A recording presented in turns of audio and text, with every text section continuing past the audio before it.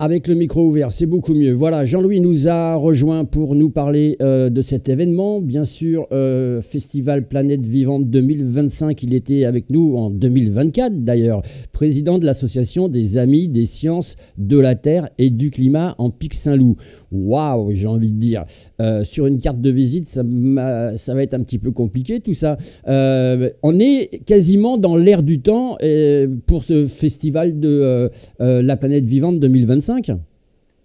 Ben oui, on colle à l'actualité d'une certaine façon et en même temps, on regarde les choses de façon un peu plus globale, au sens où nous sommes labellisés Fête de la Science. Donc notre festival s'est aligné sur le thème qui a été proposé cette année pour cette Fête de la Science, qui s'intitule Intelligence avec un S entre parenthèses, donc pour signaler qu'on va s'intéresser aux intelligences humaines, animales, végétales jusqu'à un certain point, et puis artificielles, évidemment.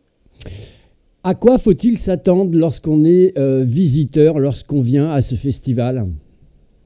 Eh bien, on doit s'attendre à apprendre, à comprendre et à être mieux armé pour agir, parce que l'objectif de notre association, c'est comprendre pour agir. On pense que la compréhension du changement climatique, la compréhension des causes de l'effondrement de la biodiversité sont indispensables si on veut que les gens puissent agir et agir à bon escient.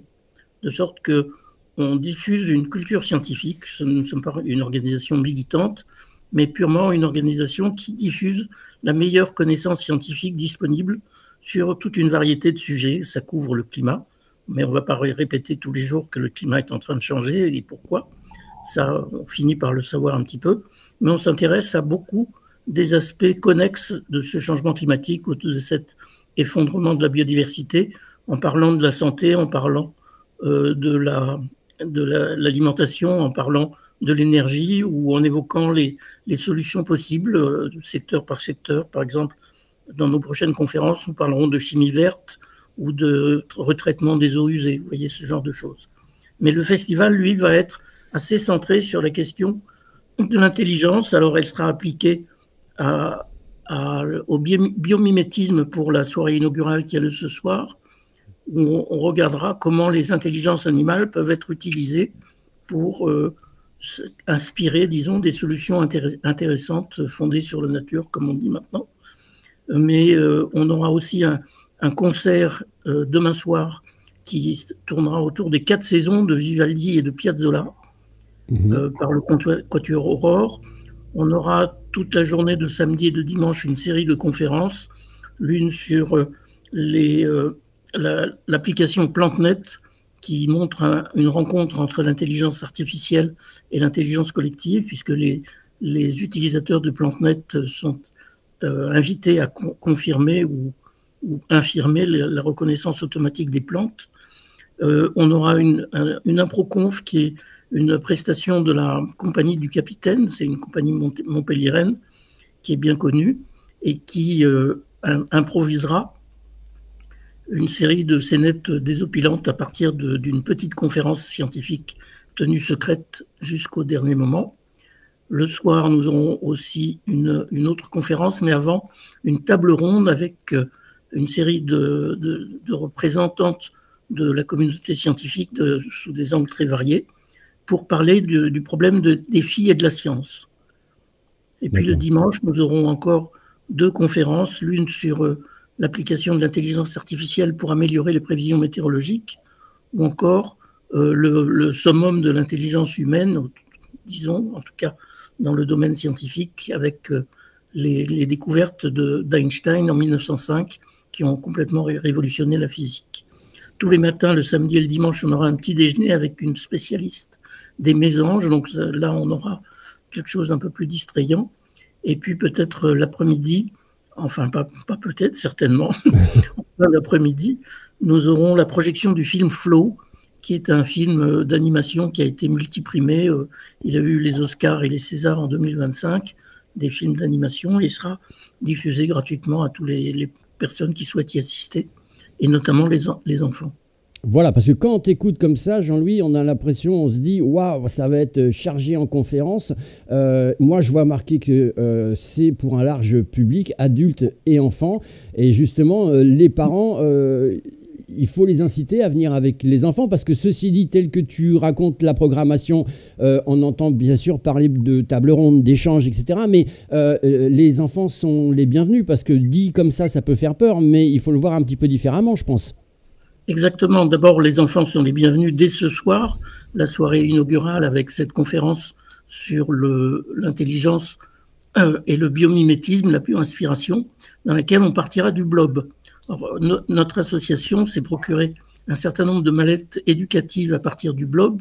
Les gens ont tous plus ou moins entendu parler de ce petit organisme monocellulaire qui a la propriété de se reproduire, de se déplacer, de trouver des chemins dans des endroits un peu compliqués.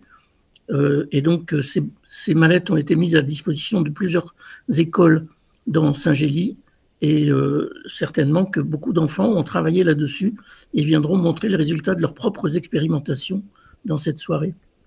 Et ça sera de la même façon dans tout un tas d'ateliers qui se dérouleront en parallèle du festival dans la salle immédiatement voisine, qui est la salle polyvalente, dite Espace Brassens à Saint-Gély-du-Fesque, et dans laquelle il y aura des ateliers de dessin, il y aura du maquillage, il y aura toutes sortes d'animations pour les enfants et pour les grandes personnes. On va préciser que ça se passe à Saint-Gély-du-Fesque, au théâtre La Seine et l'espace Georges Brassens, parce que ça c'est important. Facilité d'accès pour tout le monde, parce que c'est très bien indiqué. Pour stationner, là aussi il y a des parkings qui sont mis à disposition, puisque je connais bien Saint-Gély-du-Fesque. Je vous rappelle, c'est 4 jours de spectacles, conférences, rencontres, expositions et ateliers pour apprendre, échanger et comprendre, et surtout agir. Comment, et ça sera ma dernière question, comment se porte la communauté de communes, puisqu'elle est en partenariat avec toi pour cette association, pour cette manifestation, en termes justement de choses qu'on fait pour sauver la planète, entre guillemets, je m'entends par là. Est-ce que c'est un bon élève, un mauvais élève, un moyen? La communauté de communes est très bien placée et très, très bien orientée dans le domaine de la protection de l'environnement. Une des choses que j'ai notées particulièrement, c'est le fait que depuis 1 an et demi maintenant, la communauté de communes a pris la régie de l'eau, qui était auparavant, faisait l'objet d'une délégation de service public auprès d'une entreprise qui est la SOR. Et cette fois, c'est la communauté de communes qui gère l'eau au niveau de la communauté. Je pense que c'est quelque chose qui est un petit exemple parmi d'autres de ce que peut faire une communauté de communes dans le contexte du changement climatique et de l'érosion de la biodiversité, de la production de la ressource en eau, etc. Et oui, et on tient à le signaler avec notamment pour la communauté de communes le président, monsieur Alain Barbe. Voilà, c'est ce qu'il fallait dire pour cet événement. On vous y attend. Ça commence dès ce soir jusqu'au 12 octobre 2025. C'est à Saint-Gély-du-Fesque. Je rappelle que si vous voulez faire gagner un reportage sur ce festival qui me paraît plus qu'intéressant, plein d'échanges, il vous suffit de voter le chiffre en haut à droite que vous voyez de votre écran. C'est le chiffre numéro 2. Merci beaucoup, Jean-Louis. Merci beaucoup à toi. Au revoir.